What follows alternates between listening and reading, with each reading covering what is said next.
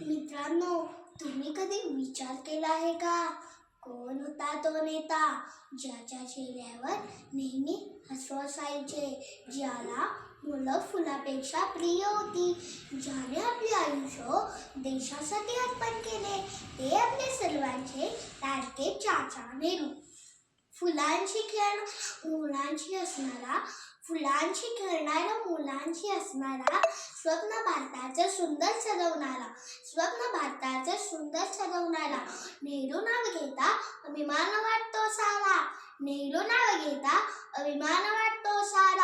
नेहरू चाचा म्हणजे भारताचा तारा. आदरणीय मुख्याध्यापक, उपस्थित शिक्षक व माझे बालमित्र यांना माझा नमस्कार. मी आता दुसरीमध्ये शिकणारी अवनी विजयकुमार बनकर आज आपणासमोर छोटेसे भाषण सांगणार आहे. भाषणाचा विषय आहे पंडित जवाहरलाल नेहरू. नेहरूंचा जन्म 14 नोव्हेंबर 1889 रोजी झाला. त्यांच्या आईचे नाव हजरतमाल कौर नेहरू तर त्यांच्या वडिलांचे नाव मोतीलाल नेहरू होते. नेहरू लहानपणापासूनच हुशार, जिज्ञासू व कुशाग्र बुद्धीचे होते.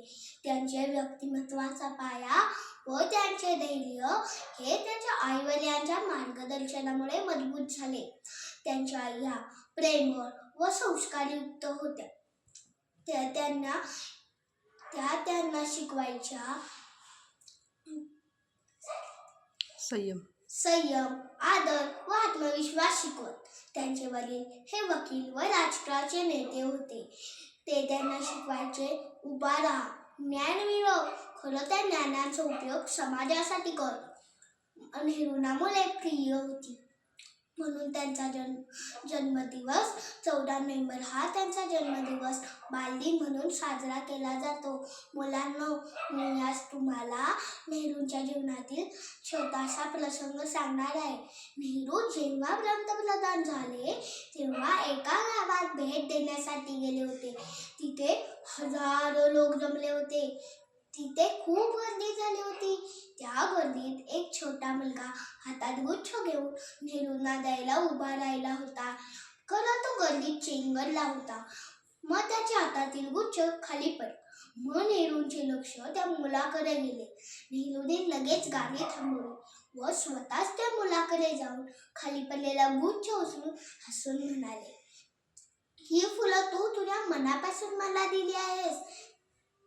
ही फुलं खूप सुंदर आहेत.